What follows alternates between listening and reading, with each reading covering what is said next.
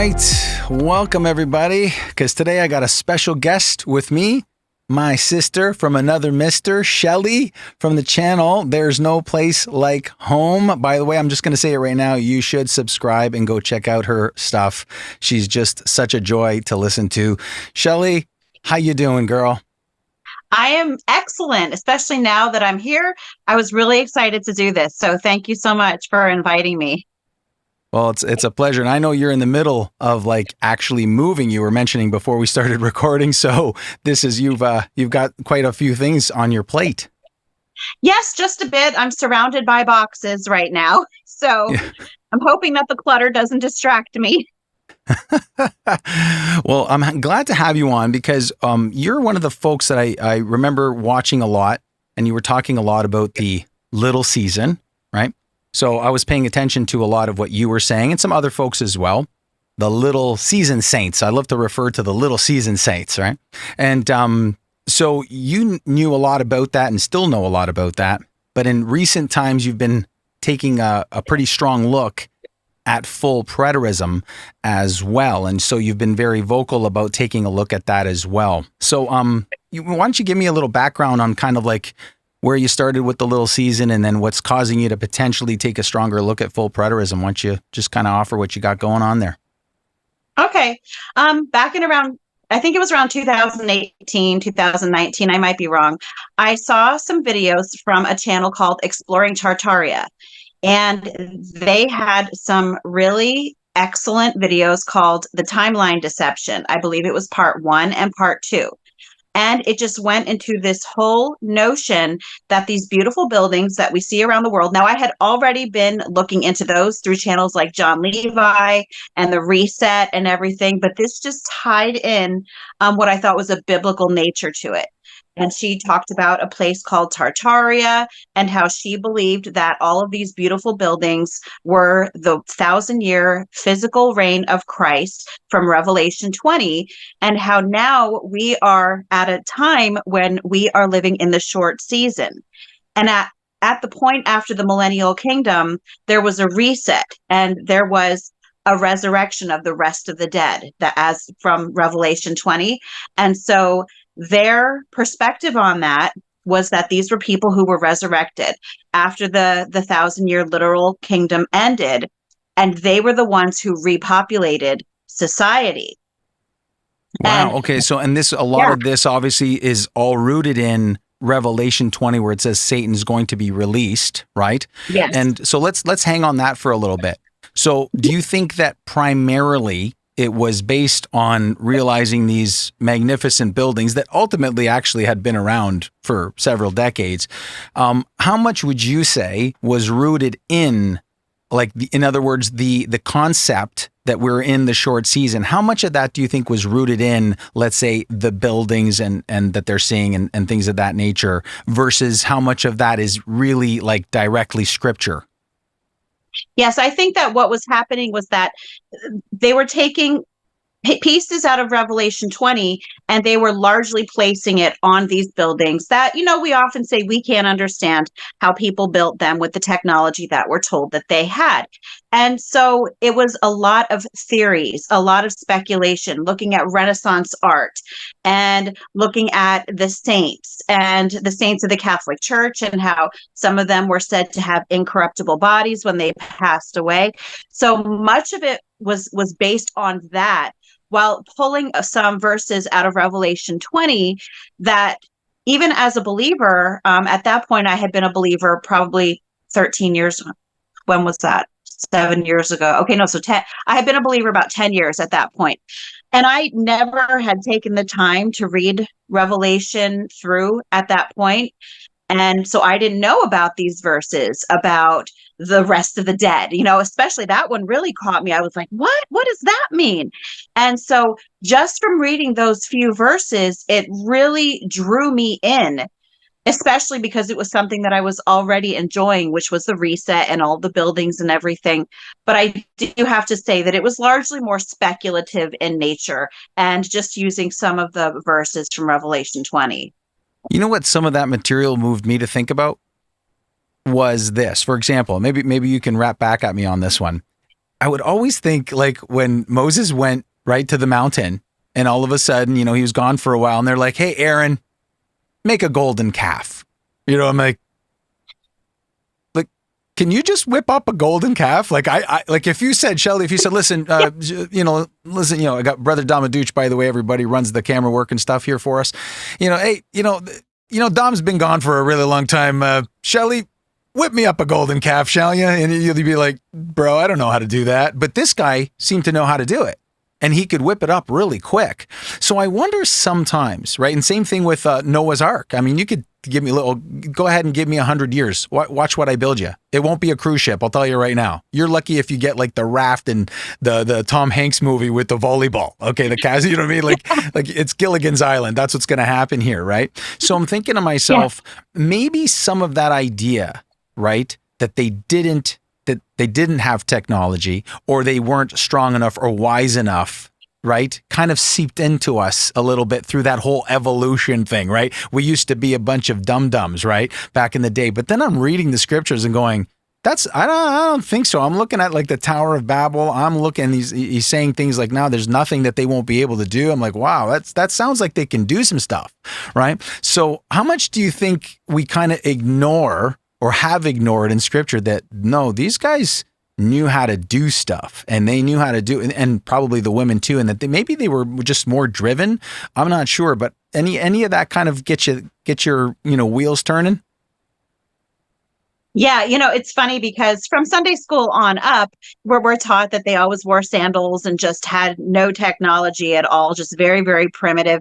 And although, most of the church is against evolution, that is an evolutionary mindset. When if you actually look at it, things that are more they degrade over time. They get worse over time. The second law of thermodynamics. So if you actually look at it, it would make sense that they definitely would have had more technology, more intelligence, more know-how in that time. And you were talking about the other things like the Ark and the Tower of Babel. And then I was thinking of, was it the bronze serpent that they were said to have them look at to heal them from the snake bites? And it's like, wow. And, some people in the comments, because I mentioned that in one of my videos, because I made a video about seraphim. And someone mentioned, do you think that could possibly have been some sort of vibration or some sort of resonant technology? And I'm like, you know what? I never thought of that. But it's true. There's so much in the Bible that we take for granted because we're just shown these very basic things from little on up. And we don't take the time to think, wow, how in the world did they do that? Right. So, we just, because there's that, like you said, that evolutionary mindset has seeped into us. And because of what they showed, back then, they were just walking around with camels, right? But they, they just didn't know how to do anything. Everything was, tuk, tuk, tuk, tuk or something, And it's like, well, hold on a sec. If you actually step back, that may not be the case. And I would suggest it's probably not. And interestingly enough, just to kind of talk about the buildings, partially because that is such a big center point on the little season position, right? It's a huge part of the concept, right? Like, where did these buildings come from? And, interestingly enough, there's a club in my area that I know a lot of my older relatives were involved in building in 1924.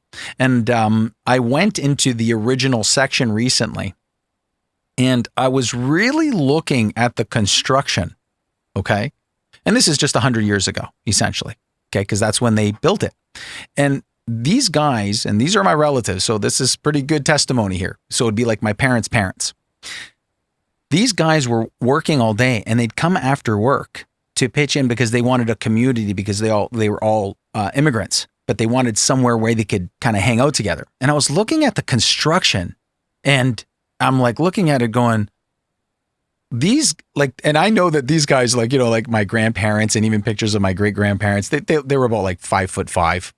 They're very, you know what I mean? I'm thinking, but they're building like the ceilings are like 18 feet high. The woodwork was incredible. And I wonder sometimes in this area, we have there's a lot of unionization and basically, hey, don't, there's a lot of people basically saying, look, don't work too hard. We're going to try to get you more money in exchange for doing a lot less, right?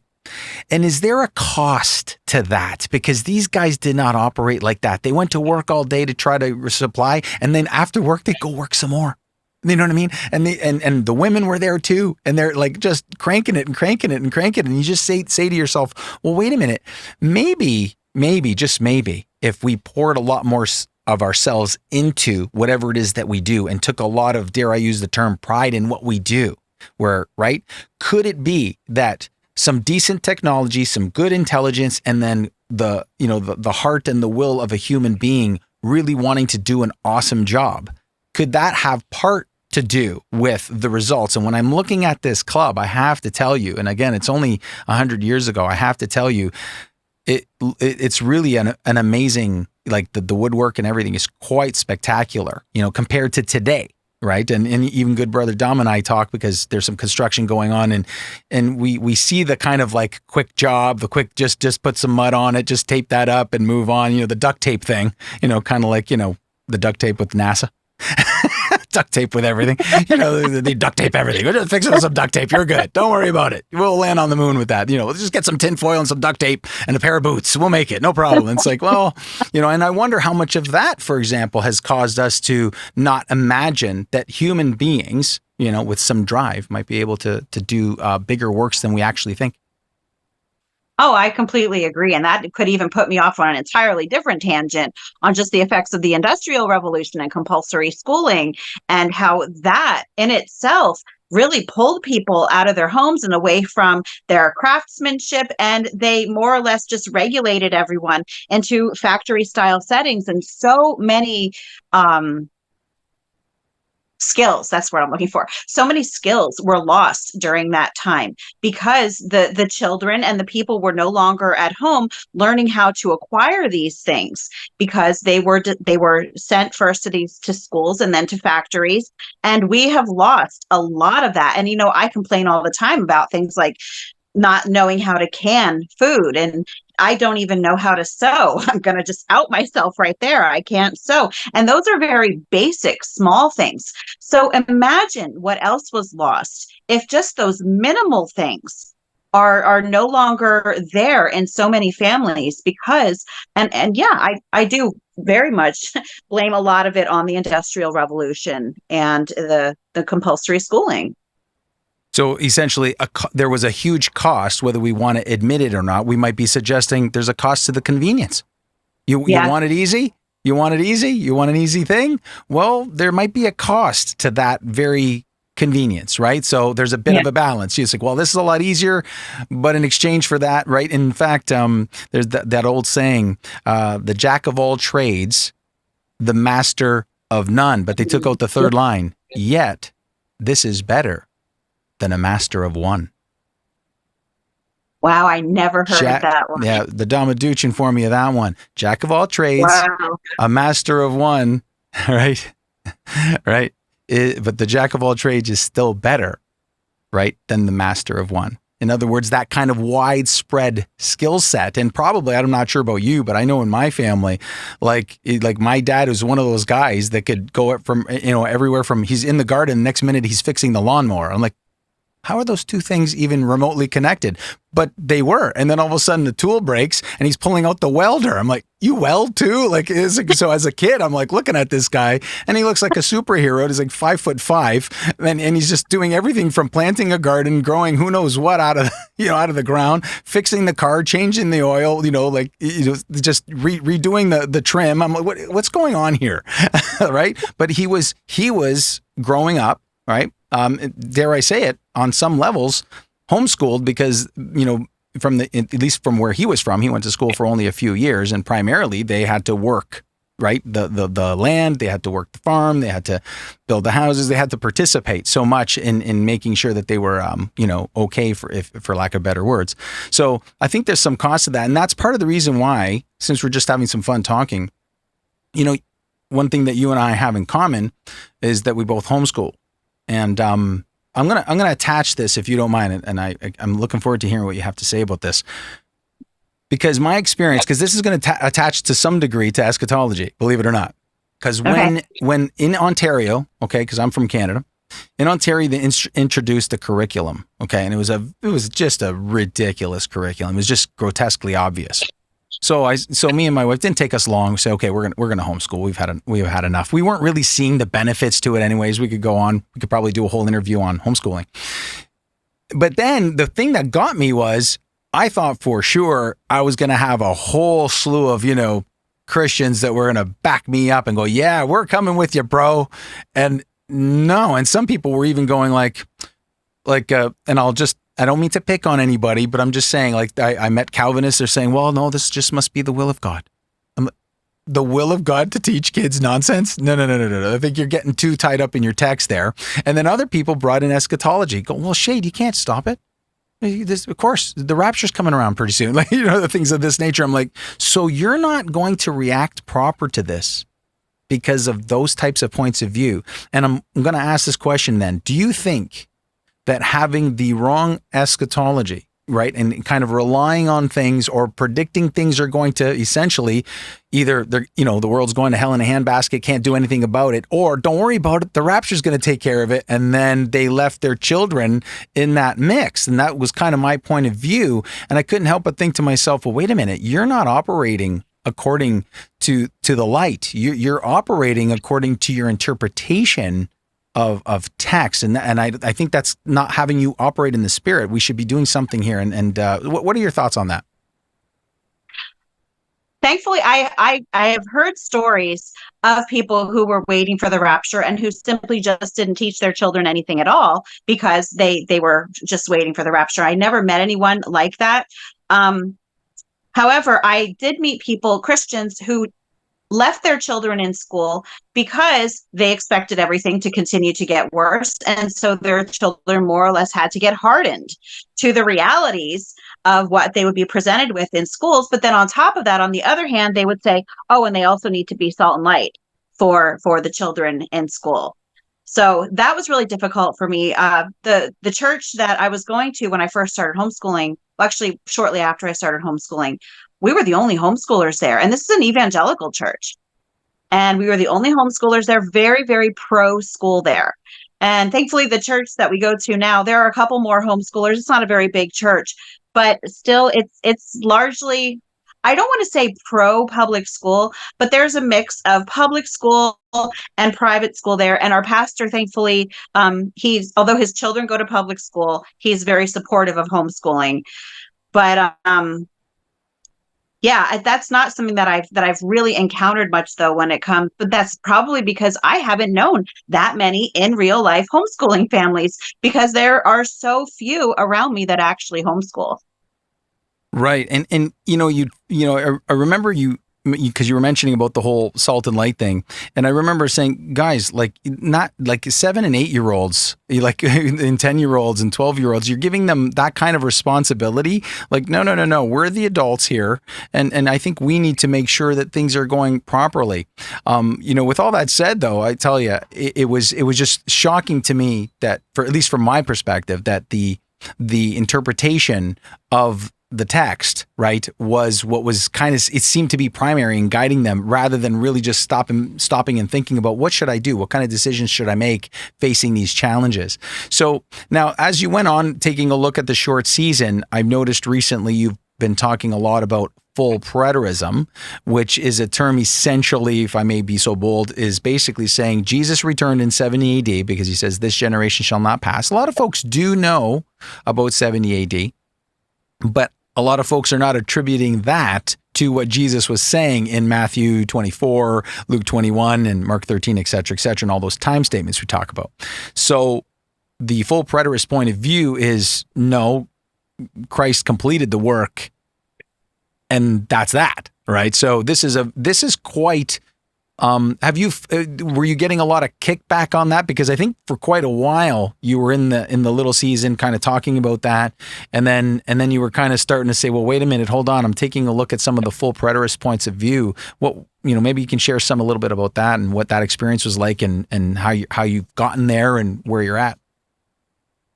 Well, when it came to the short season point of view, I think that the first thing that started to just pull me back from it a little bit was I was realizing how speculative it was and how it was not really driven much in scripture. And I am guilty myself of my imagination went wild when it came to the whole short season.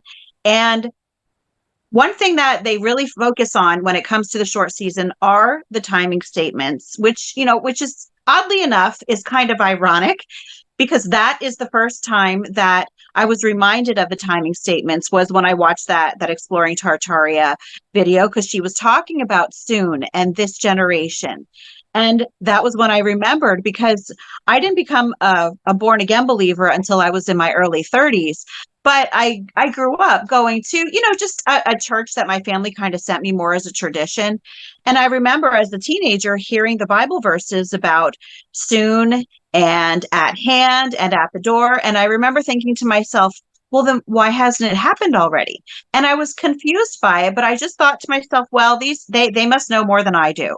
So I kind of just pushed it out of my mind. And then it was brought back into my mind when I was watching those videos about the short season. And I was like, that's right. And I was really intrigued by that because it was finally an answer for the question that I had so many years ago about why everything was said to be happening near, yet it didn't happen at all. But then finally, one day, I had some people in my comments who were very patiently nudging me in the direction of full preterism, because I had been making lots of videos about the short season. And they were just telling me about full preterism, telling me everything is already done. All of scripture has already been fulfilled. And I remember when I read the first comment like that, sometimes you get comments that are a little strange. So you kind of just read past them. And I just thought it was one of those because I had never heard that before. But then I started getting more and more and more of them. And they were recommending channels that I should go to and explaining it more. And I thought to myself, well, this is really strange. I don't know how they can possibly believe that. But that's why I went to watch these videos. And that's actually how I came to biblical cosmology as well, because I saw these people or these videos on YouTube of what they called flat earth. And I'm like, how can anyone possibly believe that? So I went on and studied that for 10 months. And I was like, oh, okay, I'm pretty sure this is correct. But the same thing that happened to me then, I went to these videos that they were telling me about, and I expected to go in just able to debunk it and to say, okay, well, I checked it out and there's nothing to it. And I watched video after video after video, and I was blown away, completely blown away. And it wasn't something that I was able to fully grasp onto right away. Like even now, I still have questions.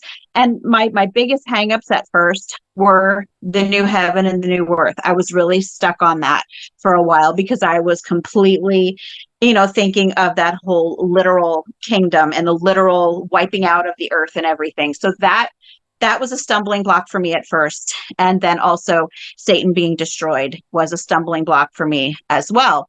Let me ask you something. What do you think, and that first initial reaction, right? You're going, okay, somebody's saying that it's all finished. Oh my gosh, this is okay. What do you think were the primary reasons, maybe your top three if you can, as to why you thought to yourself, which is understandable. It's understandable that the immediate reaction, especially for Christians, I think, to go, come on, right? Like that's the natural reaction. You can't blame someone for having that reaction, right? Come on, right?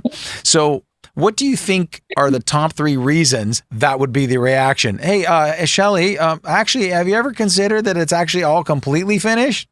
Come on. What's the top three reasons you'd go, come on? What would be the top three, you think? I think the first reason of all, honestly, is the Left Behind series. I don't know if you've read that by Tim LaHaye. I read the entire thing when I was a new believer, and I was completely fixated on it. And so I had what you might call a Left Behind eschatological view. So that was one thing. And eventually that did morph, especially when I was in the short season time. But I was still fixated on these future events.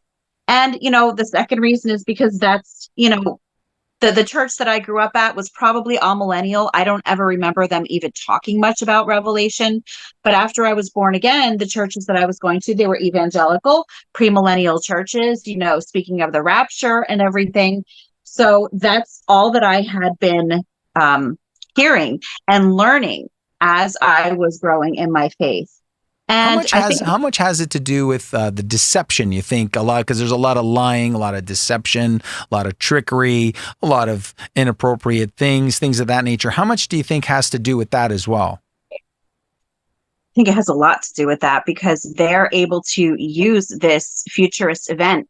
I believe that they can use it to even shape the things that are going on in the world around us, to control what people are doing, how they react to certain things, where they're throwing their money, and how intent they are on actually trying to make the world a better place, or sitting back and just letting the powers that be do their bidding.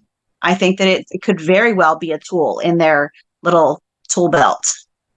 Right. So then if somebody is seeing all this trickery and things of that nature, that could also lend, because I know in my case, I face that a lot, that people go, but Shade, I mean, don't look at all the trickery that's going on over here. Look at all the evil that's happening over there, Shade. And how look, Shade, aren't you paying attention? Where's your spiritual discernment, man? And I'm like, listen, I'm not disagreeing that those things are there. That being said, I do sometimes come back with saying, okay, but before we move to them, let's talk about us first, right? Let's start with the house of God, as the scriptures say. Isn't our theology where we oftentimes say things like, well, we have the Spirit of God, yet we still sin. And then I kind of go, well, if you're sinning, right, and the church of God can't even make the church of God perfect, and I don't mind saying this, it certainly isn't. If the people who are claiming to be the church, right, they're definitely not the ones in the pictures with the glowing stuff over their heads. You know what I'm saying? They're not the ones with the 6 wings. I'm just saying. And so if we, right, can admit that we fall, we slip, we stumble, and sometimes worse than others, let's be honest, right? Sometimes worse than others, right? Leadership sometimes that just completely go bonkers. Like, what are we going to do about that? In other words, the world isn't perfect is essentially what you're saying. And it's, of course, perfect according to what we think. How much kickback do you have from that angle to say, well, it can't possibly be finished because of all that trickery, evil, inappropriate, blah, blah, blah, blah. And then how much of it might seem a little, I don't want to be too harsh, but a little hypocritical, because even the church has a hard time getting along sometimes. Yeah. And I can even see that in my comments, to be quite honest with you. But anyway, with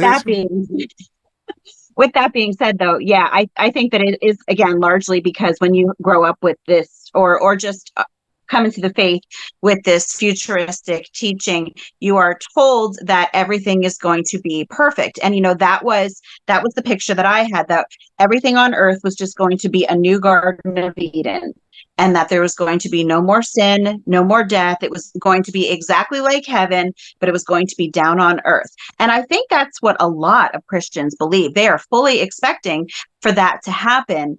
And I think that it's because, Bible prophecy is not an easy thing to understand. And I know that the apocalypse of John, apocalypse means revelation means to reveal something, a revealing. So God wants us to understand these things. But if you don't have that audience relevance in mind, if you don't know how they were writing, how they were thinking at this time period, we're not going to properly understand it. And they don't teach that in churches. I think that most pastors probably don't even know that themselves. And so a lot of times people will say to me, well, why are you reading other books besides the Bible? You should only be getting your truth from the Bible. And I'm like, but I would have no idea how ancient Hebrews wrote and thought if I wouldn't have read this other book, because they don't teach these things. So I think it's so important that people understand that these things matter. The audience relevance is huge. I think a lot of people get the timing statements, but if you try to explain to them that the ancient Hebrews thought very differently than we do now and express themselves very differently, they just They're looking at things in very, very literal ways. And I was the same way at first. I used to get so triggered when people would say that certain things in the Bible were symbolic. It really bothered me. So it really has taken some getting used to. And so it's not something that I was able to easily come to, but I gave it a chance because so much of it did make sense to me. And now I'm looking at this and I'm like, wow, why aren't all Christians taught this? If they want us to read the Bible for ourselves, we need to know these things. You know, interestingly enough, because most of what you're describing, because this is one of the things that I started connecting to, like the whole kind of perfect world and, you know, and no one's going to die and everybody's going to be awesome and it's going to be a new heaven, new earth, whether people want to realize it or not, they're not getting that from the epistles. Okay. Like you're not getting that from 1 Timothy. Right. You're not getting that from Titus. You're not even getting that from probably Colossians or even Romans. Right. You're getting lots of time statements. Right. But you're not getting, and then the world is going to be perfect. And then you're not getting all that. So then I go, well, where are you getting it from? And then I recognize it's all from Revelation. And then once I cued into that, I go, wait a minute. This is the one book that has the 7-headed sea monsters. So that book I always accepted fully that had a lot of symbolism. I didn't necessarily understand all the symbolism, but I understood that has to be symbolic, right? Because when you got locusts that apparently look a little bit like Angelina Jolie until they turn around, they got teeth, and all of a sudden they want to sting you for 5 months straight. I mean, like then you go, oh, okay, what the heck is that, right? So that's when I got onto the idea that, well, wait a minute, if we're getting most of that eschatology, we're getting that eschatology from the book that most people can't understand anyways. Right? The average person cannot understand that book. I think, and even the average Christian cannot understand that book. Okay. So if we're not taught how to discern that book, right, it's really no different than me just showing you a lasagna and say, see you later. And you're like, yeah, make 7 more of those. And you're like, bro, you're going to have to help me out. You know what I mean? Like, I can't just, you know, so it's really got right. So once I started hooking onto the idea that most of these kinds of ideas were coming from the most symbolic book, right, that had all kinds of wild, crazy things, and there was a lot of repetition in it, and it was a vision, of course. And then when I hooked onto the idea, wait a minute, that's got time statements at the front and the back as well. That's when I said, okay, now I got to start trying to understand what this is really meaning, particularly from, you know, chapter 4 on. Does some of that, because you had a video about ketchup. Yeah. I remember that one. And I remember thinking to myself, in fact, I might have posted a comment on there because one of my children, for her perfect world, you're not allowed to have ketchup in existence, nor mustard, nor mayonnaise. She doesn't want to see any of that stuff, right? So it's like, well, so what kind of perfect world are we really seeing in Revelation especially when you get to Revelation 22 and it says outside of the holy city, there's all kinds of sorcery, lying, and, abominable things going on. So then you start to hook onto the idea, well, wait a minute, maybe the Bible is not promising this, and maybe we're just misunderstanding because we're getting these ideas from a book that, quite frankly, even I think in one of your videos you mentioned that where you go, it's a very nice congregation that you belong to, but they kind of don't deal with Revelation for the most part, right? So please take it from there. One thing that I have to say that I have found that is very sad is because when people are taking all of their eschatology from Revelation and that they are completely expecting to have this beautiful, perfect world someday, and not taking into account, the idolaters and the sorcerers and all of the evil that is going to be there, is that once they realize it, they're disappointed, and they feel like what God has in store for us is not good enough for them because they have had this fantasy handed to them about what to expect and how things are going to be. And I think that it completely takes away from what God has in store for us. We will one day live in an eternity with him. I mean, how much better than that can you possibly get? Unfortunately, people are so tied to this natural world that we're on now that they don't see it that way. And I have had so many people say to me, well, then what do I even have to look forward to? And I'm like, an eternity with the Lord in heaven, an eternity with the creator of all things. I can't think of something better than that. So, and I think that that is one thing that has really, what is that term, tainted the well, is that poisoned the well, is because people have been given this picture of something that was never promised to us in the first place. So then when they are told the promise, it somehow just doesn't, it's not good enough.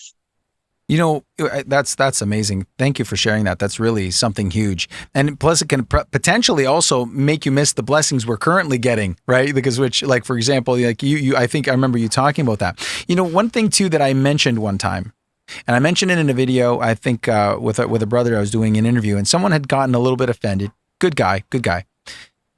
So, but my position was this, and I was just trying to basically say, look, ultimately, I'm not saying who's right and who's wrong. Everybody's going to have to kind of work that out for themselves. We are allowed to put forth our positions to the best of our ability. We try to use scripture. We try to use some logic. We try to use our best intelligence, and we try to use whatever things that we think is most appropriate to use to make our case. However, I don't like to slam my fist, as you probably heard me say that, right? But if I were to reduce it, ultimately, I kind of see eschatology now two fundamental ways. Two basics, okay? It's because even, dare I say it, and I'm going to go ahead and say it, and you can correct me if I've been a bad boy. I don't mind, Shelly, you can correct me, that even the little season, right? Even the little season is still, on some level anyways, still a futurist position because we're still waiting for something else to happen. So whether you're a partial preterist, little season, amillennial, post-millennial, pre-trib rapture, dispensationalist, post-trib, mid-trib, it doesn't matter, because ultimately, when I say it doesn't matter, what I'm saying is in the context of whether we're saying future or not, they're all on some level still saying future. There's only one position that I know of that says, no, all done. So ultimately, you can either pick any position you want in futurism, or there's what we call full preterism. Those are the two essential positions. Now, full preterism, as you mentioned before, some interpret things differently, but where we all agree is it's essentially done, right? Like that part, with futurism, there's, there's a rapture, and then there's this, and then there's that, and there's, let's say if you're a dispensationalist, right? And then they argue whether it's pre, mid, or post.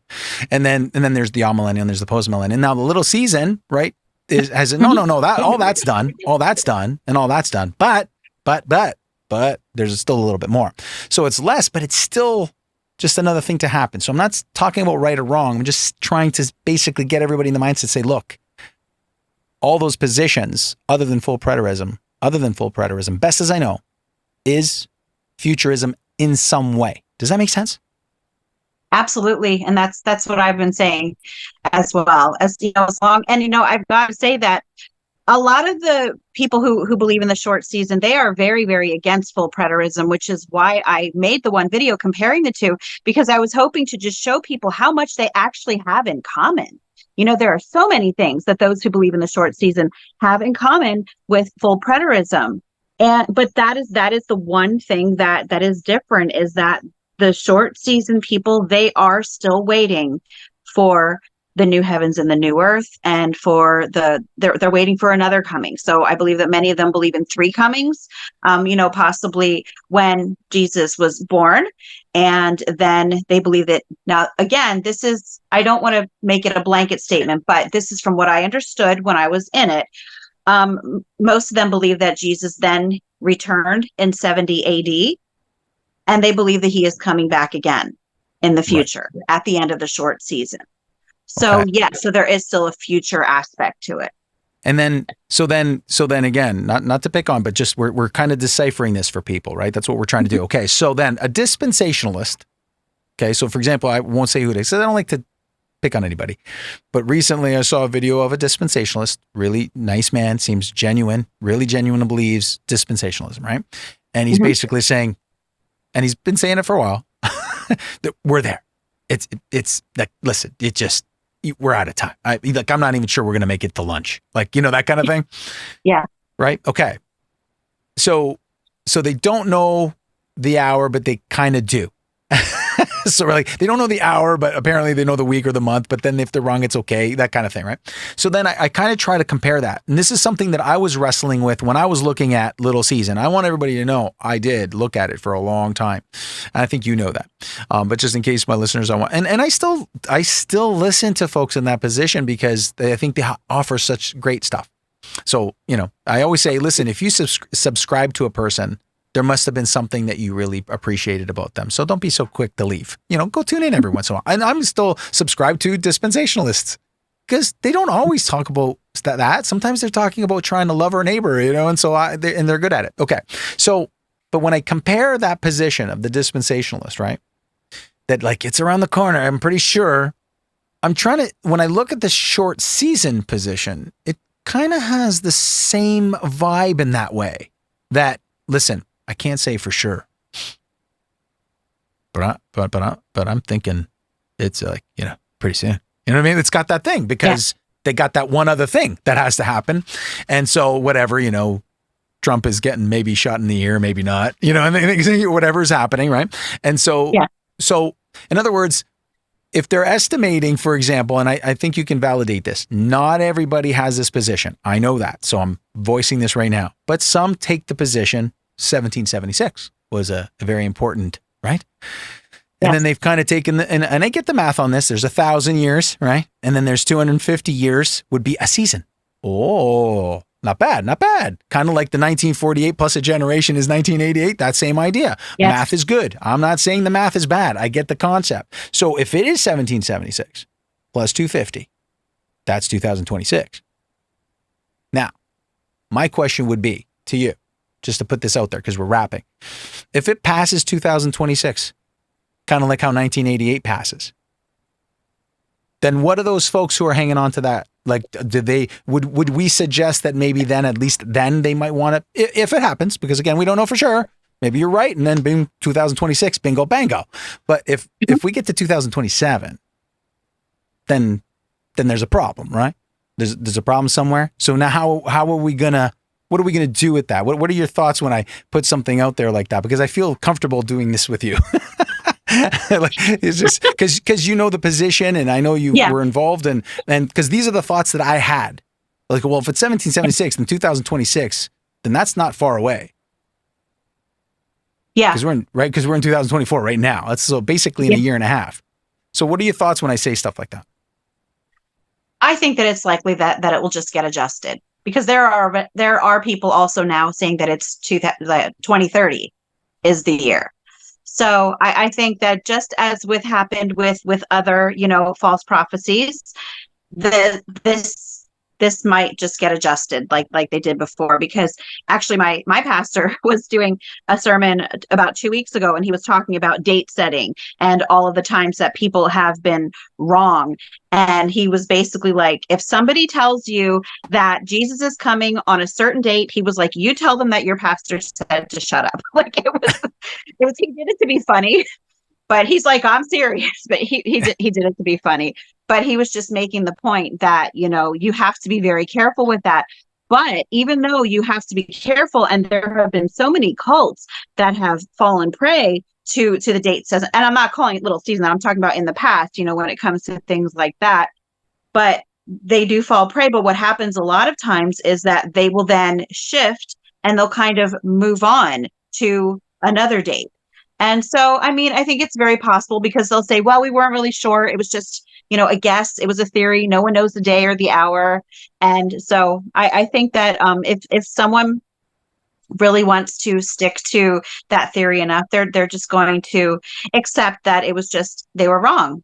And you know what the scary part about that is? You want to know what the scary part about that is for me? Because with the dispensationalist, right, they had to deal with the number 40 because they were saying 1948 essentially, right? And they had 40 as the generation. They'll say, okay, well, maybe we can stretch it. Maybe it was 70. Okay, 70 is a popular number. Okay, we'll go with, right? But Little Season, the scary part about Little Season, their number's 250. Their number's 250. I've even seen 500 too. Okay. So let's right. So now that can live for a really, really long time, because all you have to do is say, you know what, we were wrong. It wasn't 1776. It was 1914, beginning of World War I. Now you add 250 to that.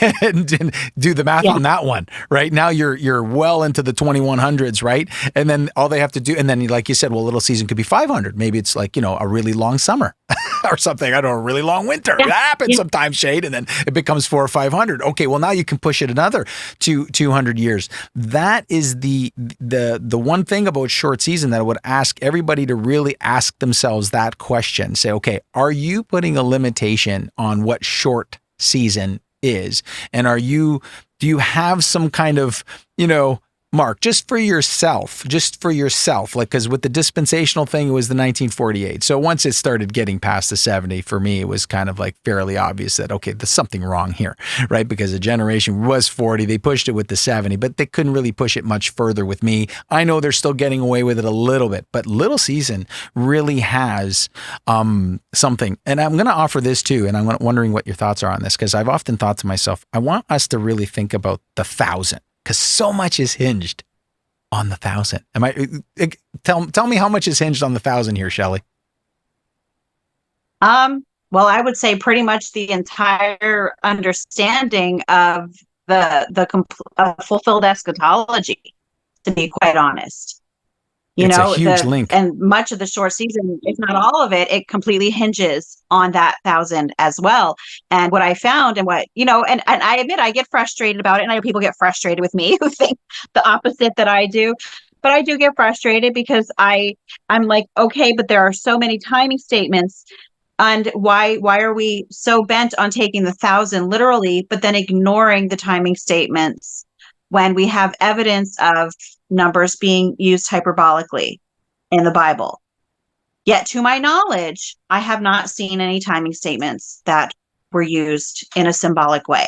And in fact, was it Ezekiel 12, where God admonishes the people for not taking his timing statements seriously? I wish that I knew the correct verses. I don't know the verse. It is Ezekiel 12, though. You can correct me if I'm wrong. Yeah, we'll double check that after. So what you're saying is if people take the 1,000 literal, it completely alters your mindset versus if you see it as an hyperbolic and or a symbolic number. And so one of the things that I wrestled with was, which again, when I was looking at short season, okay, and the partial preterism, or full preterism, one of the things that troubled me, that pushed me towards full preterism, was this. And I'll let anybody pick the number of years that, shall we say that evil was reigning, okay? Whatever that, Satan, the devil, the serpent, however you want to look at that, would have been for thousands of years, right? And then finally, Jesus returns, right?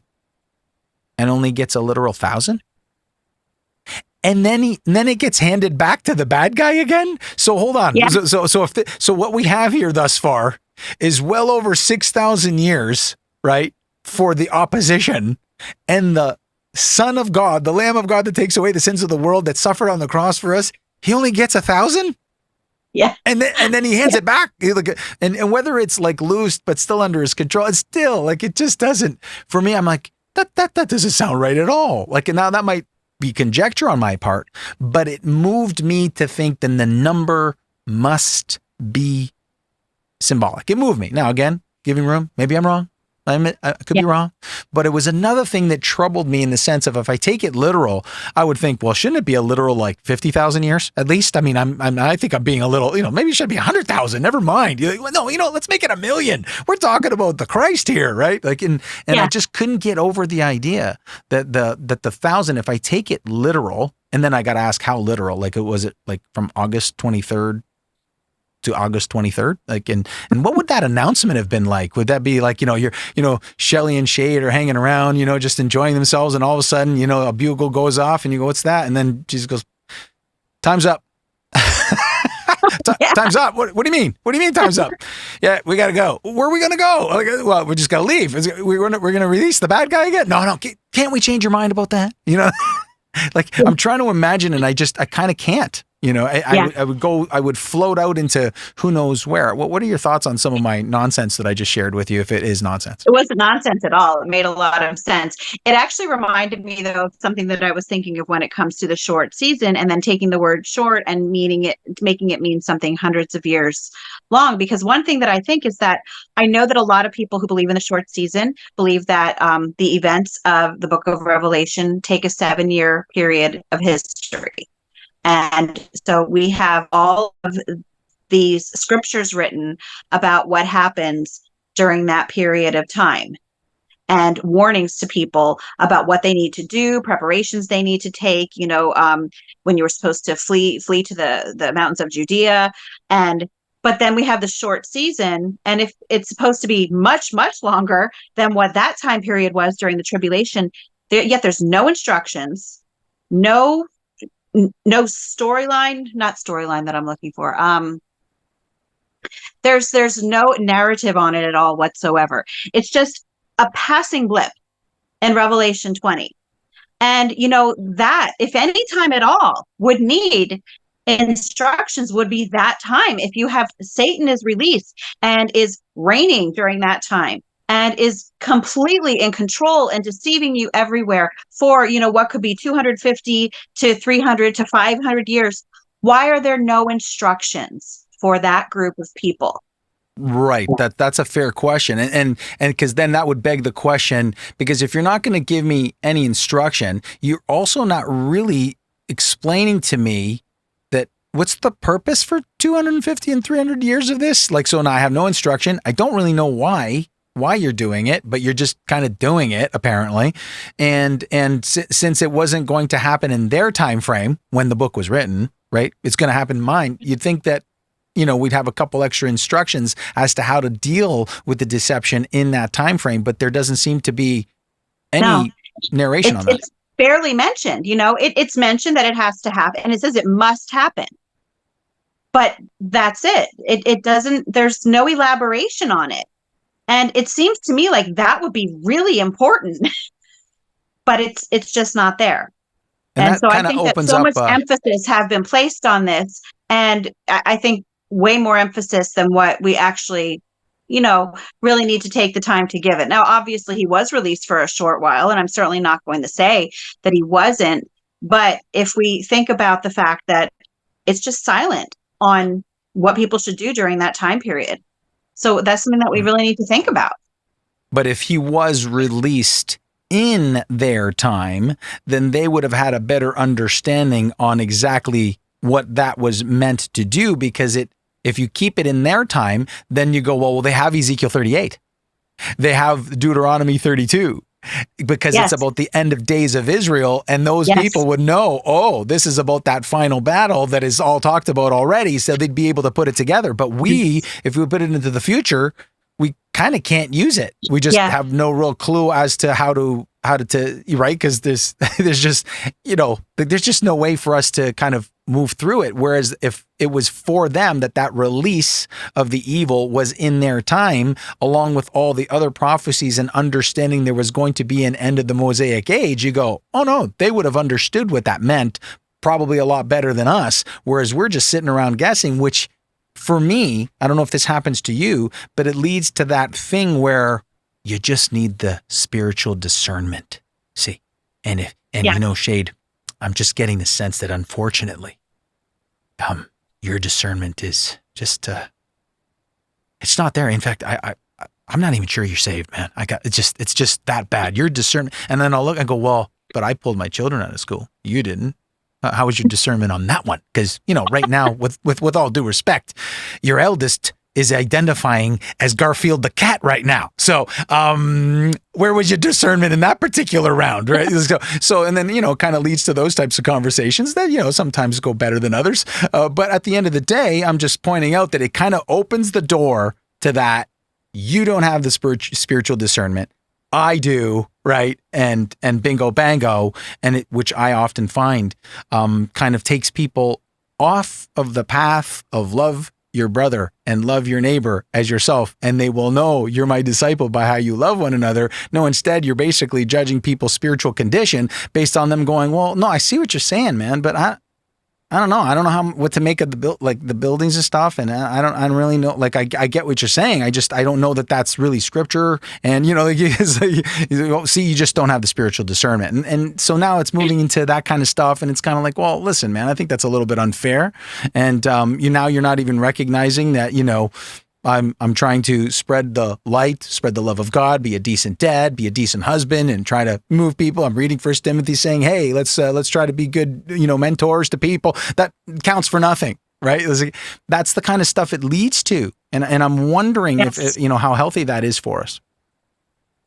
No, it's not at all. And I've been on the receiving end of that so often. I'm sure you know that. I've been diligently trying to understand the word of God, because to me, the truth trumps everything. That is what must stand in the end. And truth fears no investigation. Yet I have been called a heretic, and I have been called a shill, and I've been called controlled opposition more than a few times, because I left the short season position and started looking into full preterism. And I often think to myself, these are people who are professing to be Christians. And not only is it completely anti-biblical for how they are, treating one another, but how does it look to people who are not believers, who are reading these comments and not just comments, maybe in everyday life, seeing conversations or back and forth between Christians, and they're like, wow, that's how they are. And that's why they get so many wrong impressions about who Jesus is, because they look at our behavior. And so I think that it's so important that we need to stay rooted in the word. And in the end, and I say this all the time, I think it's very possible that every eschatological view has something right, for sure. Mm-hmm, and I don't think that there's no one view that is 100% correct in everything. I'm sure there's something that you can find wrong in each one. But as brothers and sisters in Christ, we should love one another, and we should, just, I don't want to say that it's only a salvation issue, because your eschatological view is very important, because it does affect how you are to the people around you, to how you treat others, to how you even, if you want to spread the gospel, do you even think that it's worth spreading the gospel anymore? So I think it's really important. But I think that in the end, if we are going to show unbelievers what it means to be a follower of Christ, we have to also do that in our actions by the love that we have for one another.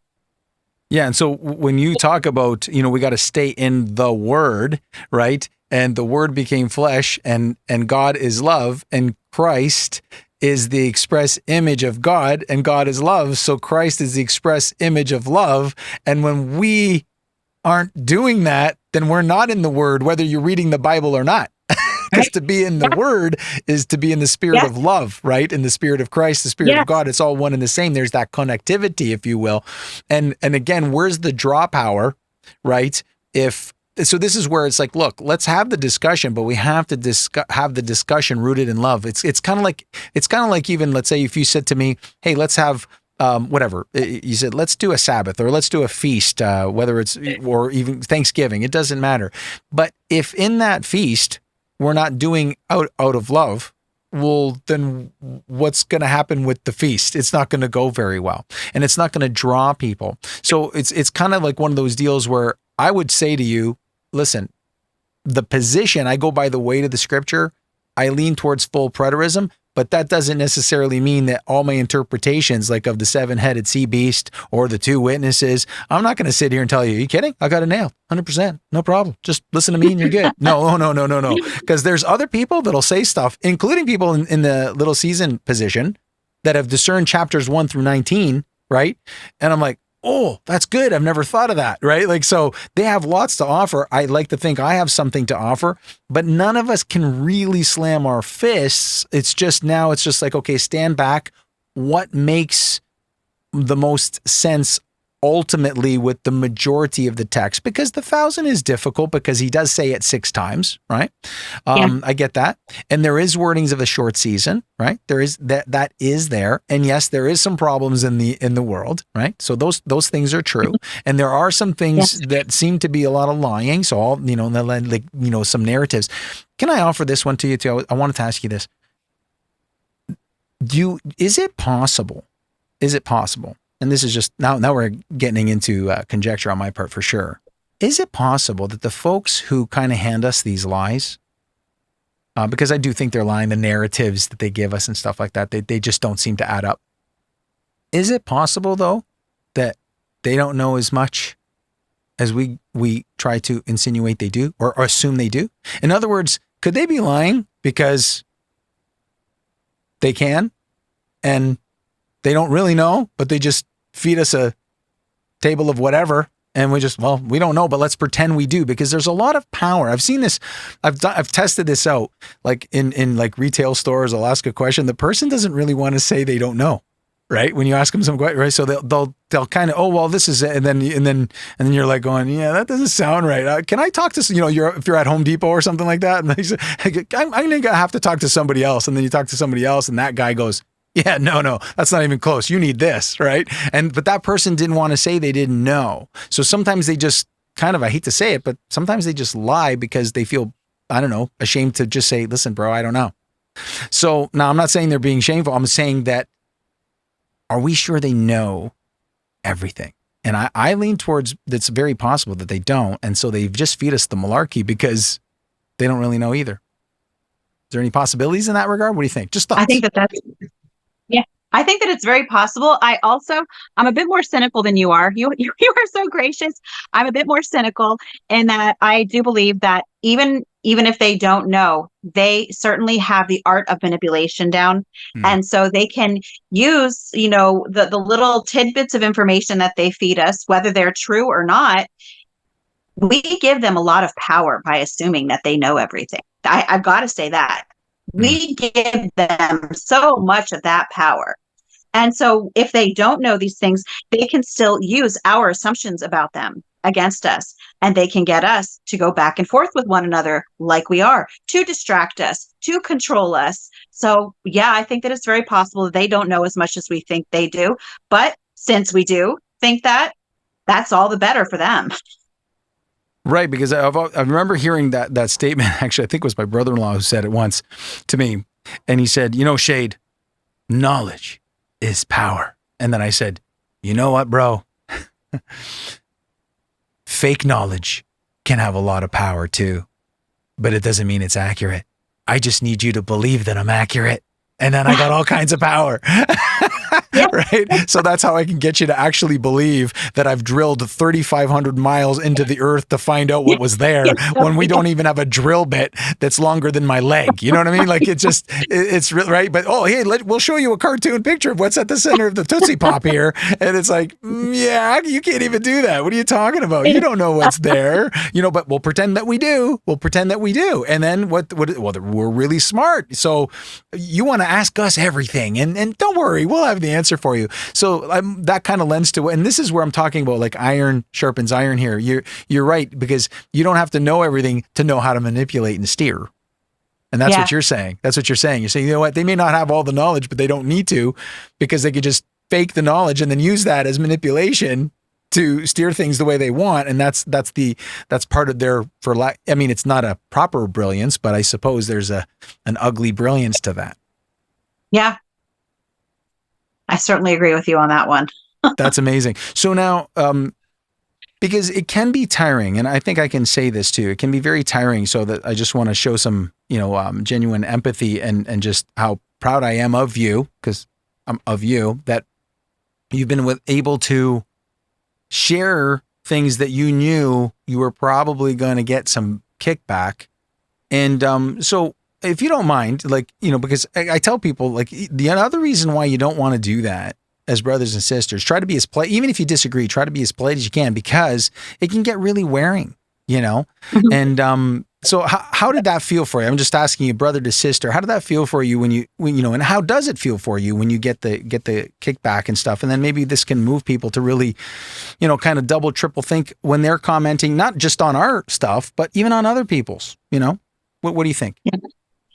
It's physically draining. And I mentioned this to you earlier, but, a lot of times when I will post a video, I am actually afraid to read the comments in the morning, because I don't know what I'm going to get called, what I am going to get accused of.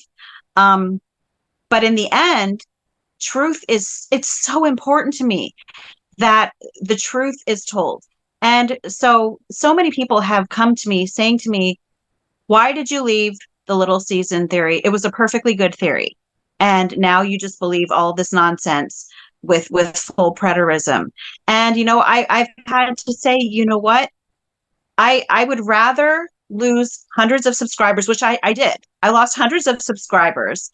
And people always, they say that I'm controlled opposition. You lost quite a few. I remember you lost some when you did the whole biblical cosmology too, when you shared your opinion about that. Oh yeah. And also even when I first started short season too, I lost them, but not this is the largest though, a number of people that I have lost. So for people to come to me and say to me, you are a paid shill, or you are paid controlled opposition, or you are not writing your own content, someone else is doing this, you're just the face.